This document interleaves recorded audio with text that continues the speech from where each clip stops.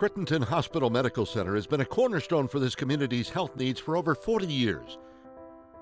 Within that time, we've expanded to become an important medical center in the epicenter of the community we serve. While we've undoubtedly grown, we're taking the next step toward enhancing our services.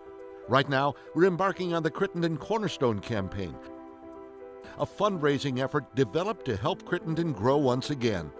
The following is a story of how having Crittenton here can enhance the lives of those who seek our help. A house is not just brick and mortar. A house is where your family is, a home.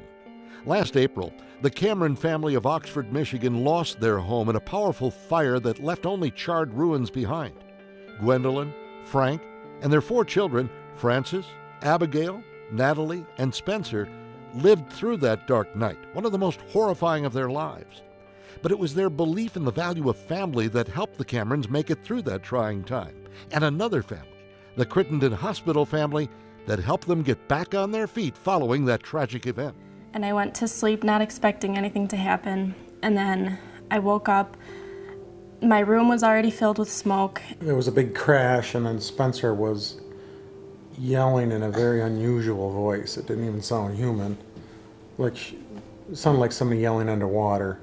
And the only way I can explain the feeling of the fire is imagine you're underwater with your eyes open and you're trying to breathe, but instead of feeling wet, it's burning you.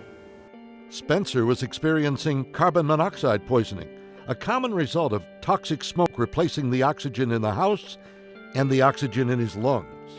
While he struggled to find his way out of the house, his parents and sisters in other areas of the structure attempted to do the same. And as I was jumping out the window, all I was thinking was, my family's dying in this house. I'm going to be the only one coming out.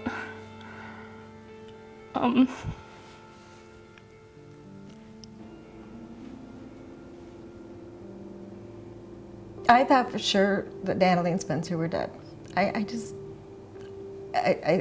was the most terrifying moment in my entire life, was that thought that 2 of our kids are gone because we didn't hear anything from them.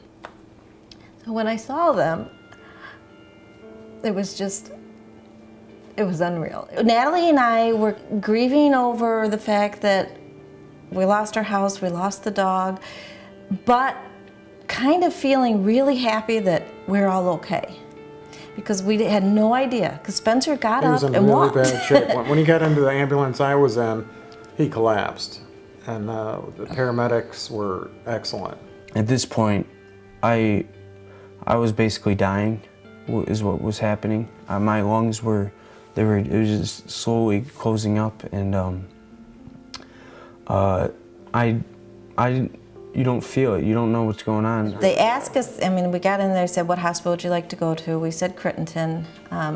It's the hospital we've always used. The nurses were really wonderful because they could see the stress that we were in, and so they all tried really hard to get at least 2 of us together with each family member. So they wheeled Natalie over into my section so that we could be together.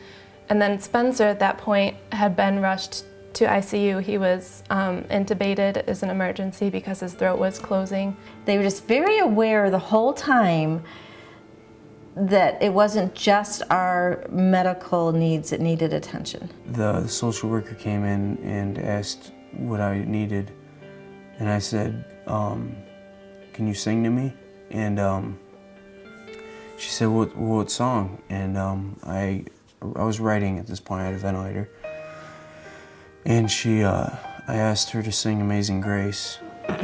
And about 2 hours later, these 3 employees of the hospital, who had never sung together before in their lives, but all knew how to sing, came up and in perfect 3-part harmony, filled the whole ICU with music and singing all 4 verses of Amazing Grace. And Spencer, that was the first time throughout this whole ordeal that he just started crying. And I think he needed that. In the emergency room, in the ICU, in pediatrics, in the gift shop, in the cafeteria, everybody had that sense of we are here to help you. Beyond the shoes and the toiletries and the clothes is she gave us each $50 gift cards so that my sister and I could go out and get shampoo and deodorant and makeup even. Everybody was there for us to talk to. I mean, the people in the pediatric center, I talked to one of them for probably 45 minutes just about the whole incident. After 10 days, Spencer's ventilator was removed and he was moved out of the ICU and into a private recovery room. Then, miraculously, after a summer of doctor checkups and therapy, Spencer was cleared to play football in the fall. I've been playing each game, starting both ways, and I've had no problem. I mean, I've been doing good. I've been playing my hardest, and I wouldn't be able to do it without Crittenton. It went above and beyond what I've seen in any other hospital I've been in. And they got the job done. My son's playing football, and we're all here.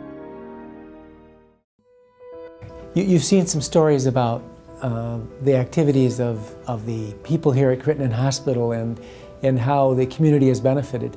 But our goal now is to expand the benefits to the people of the greater Rochester area. We continually need to reevaluate our facility, our services, our capabilities, and when it is necessary to continue to serve that mission, we need to add equipment from time to time. We need to add space from time to time. The way to achieve that is through the construction of a new tower at Crittenton, and the tower will be dedicated to 75 private patient rooms, and the types of services that we will be offering with the tower will be a women's health care floor, which is something that's very dear to me, and improved services for cancer care, for cardiac care, and for orthopedic care, especially joint replacement.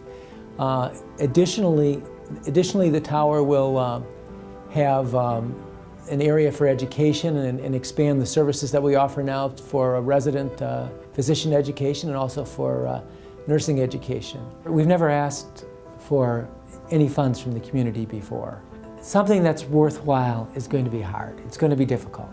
And we're asking to help us in this difficult economic time to do something, to do the right thing for our community, to do something that will expand our mission of caring, and to do something that will benefit you and your neighbor. We want to be able to do that and continue to be that key citizen in our community. Get better here. It's what we stand for. It's what we live by. We're at home in this community because this community is our family. So help our family help yours. Invest in our community by giving generously to the Crittenton Cornerstone Campaign.